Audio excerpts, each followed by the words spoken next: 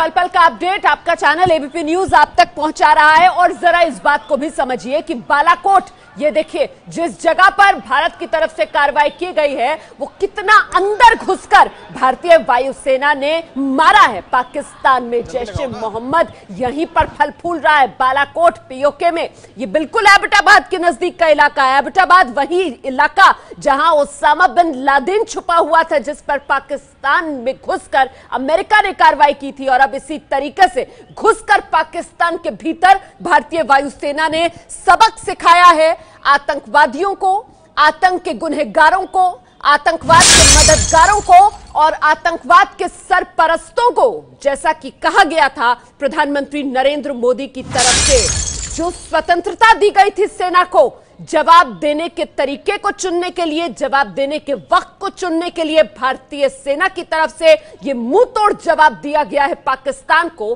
भीतर घुस के पाकिस्तान में बम बरसाए हैं भारतीय वायुसेना ने। पाकिस्तान पर भारत का यह बड़ा एक्शन, छेड़ोगे तो छोड़ेंगे नहीं, ये सबक जो भारत ने सिखाया है। देखिए, उरी के बाद जिस तरीके से सर्जिकल स्ट्राइक हुई थी, वैसे ही पुलवामा आतंकवादी हमला 14 फरवरी को अंजाम दिया जाता है। और 12 दिन के भीतर भीतर, आज 26 फरवरी है, 12 दिन के भीतर भीतर सेना की तरफ से ये मुंहतोड़ जवाब जो पाकिस्तान को दिया गया है। पहले ही भारत सरकार की तरफ से साफ कर दिया गया था कि हर विकल्प आजमाएंगे आतंकवाद को खत्म करने के लिए, पाकिस्तान को घेरने के लिए। और फिलहाल बड़ी खबर आ रही है, जल्दी से आपको लिए चलते हैं वॉर रूम, जहां से मेरी सहयोगी कुमकुम हमारे साथ है। कुमकुम। बिल्कुल बिल्कुल, वॉर रूम में मैं मौजूद हूं रोमाना, और इस वक्त सबसे बड़ी खबर आ रही है कि क्या नुकसान हुआ है इस बमबारी का। ये जानकारी लेकर हमारे संवाददाता आशीष हमारे साथ जुड़ गए। आशीष, कितना नुकसान हुआ है? 1000 किलो बम जब गिरे होंगे तो क्या हुआ होगा इस इलाके का? कंप्लीटली टेरर कैंप को टारगेट किया गया था भारतीय एयरफोर्स की तरफ से। और जो हमें उच्च सूत्रों से जानकारी मिली उसके मुताबिक बालाकोट, चाकोठी और मुजफ्फराबाद के जितने भी लॉन्च पैड्स थे उनको अटैक किया गया, उनको ध्वस्त कर दिया गया है भारतीय वायुसेना की तरफ से। और अल्फा 3 जैश ए मोहम्मद का कंट्रोल रूम कहा जाता है, उसको पूरी तरह से नेस्तो नाबूद कर दिया भारतीय एयरफोर्स ने, जो ये अर्ली मॉर्निंग स्ट्राइक किया गया है। तो ये एक बड़ी कामयाबी है भारतीय सेना के लिए, भारत सरकार के लिए। जो हमें सूत्रों से पता चला है कि एयर स्ट्राइक में, मैं फिर से दोहरा दूं, बालाकोट, चाकोठी, मुजफ्फराबाद, इन जगह के टेरर कैंप्स को अटैक किया गया, उनको ध्वस्त किया गया है। और साथ ही जैश ए मोहम्मद का कंट्रोल रूम, अल्फा 3 से कहते हैं, उसको पूरी तरह से ध्वस्त कर दिया गया है। बिल्कुल, मैं आऊंगी आपके पास आशीष, आप लगातार हमारे साथ बने रहे। लेकिन बड़ी जानकारी जो आशीष ने हमें दी, जैश का कंट्रोल रूम तबाह कर दिया है भारतीय वायुसेना ने। Over to you Romana. जी शुक्रिया कुमकुम। तो ये पल पल का अपडेट आपका चैनल एबीपी न्यूज आप तक पहुंचा रहा है। देखिए, न सिर्फ बालाकोट बल्कि किस तरीके से चकोठी और मुजफ्फराबाद में भी इस कार्रवाई को अंजाम दिया गया। और जैश ए मोहम्मद का कंट्रोल रूम अल्फा 3 वो तबाह कर दिया गया। आतंकवाद का कंट्रोल रूम जो पाकिस्तान में था उसको नेस्तो नाबूद कर दिया भारतीय वायुसेना ने अपनी कार्रवाई में। ये कुछ तस्वीरें हम दिखाने की आपको कोशिश कर रहे हैं। रात का घना अंधेरा और किस तरीके से ये मिराज विमान उड़ान भरते हुए नजर आ रहे हैं इन तस्वीरों में। ये तस्वीरें आपके चैनल एबीपी न्यूज को मिली हैं और हम आपको दिखा रहे हैं ये तस्वीरें। देखिए किस तरीके से रात के अंधेरे को चीरते हुए ये विमान उड़ान भर रहे हैं। 10 से 12 मिराज विमान बताए गए थे जिन्होंने रात के अंधेरे में पाकिस्तान के आतंकवाद के ढांचों पर ये बड़ी कार्रवाई की है। ये एबीपी न्यूज पर एक्सक्लूसिव तस्वीरें हम आपको दिखा रहे हैं।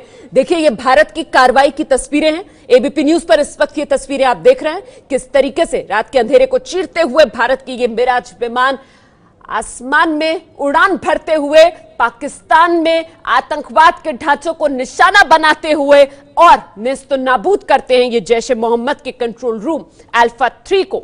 न सिर्फ बालाकोट बल्कि चकोठी, मुजफ्फराबाद में भी जो जैश ए मोहम्मद की नर्सरियां से लेकर यूनिवर्सिटीज तक चल रही थी आतंकवाद की खेप बनाने की, उन पर यह ताबड़तोड़ कार्रवाई की गई है।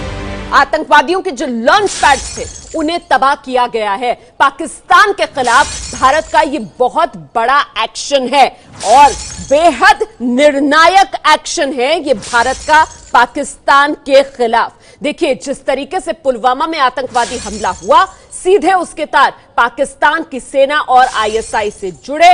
भारत ने दुनिया को अपने साथ लिया और मानवतावादी देशों को यह दुहाई दी कि आइए आतंकवाद के खिलाफ साथ मिलकर लड़ाई लड़े। ऐसे में पूरी दुनिया भारत के साथ पाकिस्तान के खिलाफ भारत का बहुत बड़ा यह सैन्य एक्शन भी, क्योंकि कूटनीतिक कदम तो हम लगातार उठा ही रहे थे और पुलवामा आतंकवादी हमले के बाद यह पाकिस्तान के खिलाफ पहला बड़ा सैन्य एक्शन। सीधे लिए चलते हैं आपको, नीरज इस वक्त हमारे साथ मौजूद है। नीरज, अपडेट क्या है? और बिल्कुल, मैं ये बता दूं कि रोमाना, अगर ये ऑपरेशन जिस तरह से भारतीय वायुसेना ने किया है, ये अपने आप में बहुत बड़ा ऑपरेशन हो सकता है। क्योंकि मैं बता दूं कि कल ही जो पाकिस्तानी सेना प्रमुख हैं जनरल बाजवा, वो अपने एयरफोर्स के हेडक्वार्टर में गए थे, क्योंकि उनको भी कहीं ना कहीं इस बात की भनक थी कि भारत की तरफ से एयर स्ट्राइक हो सकती है, लेकिन ये नहीं पता था कि ये एयर स्ट्राइक इतनी जल्दी हो जाएगी। महज 12 या 15 घंटों के अंदर जैसे ही एयर हेडक्वार्टर में जो पाकिस्तान के एयरफोर्स चीफ हैं और पाकिस्तानी थल सेना के जो चीफ हैं जनरल बाजवा, उन दोनों की मीटिंग हुई इस बात पर कि क्या भारत की तरफ से अगर इस तरह की एयर स्ट्राइक हुई तो उनका क्या जवाबी कार्रवाई होगी।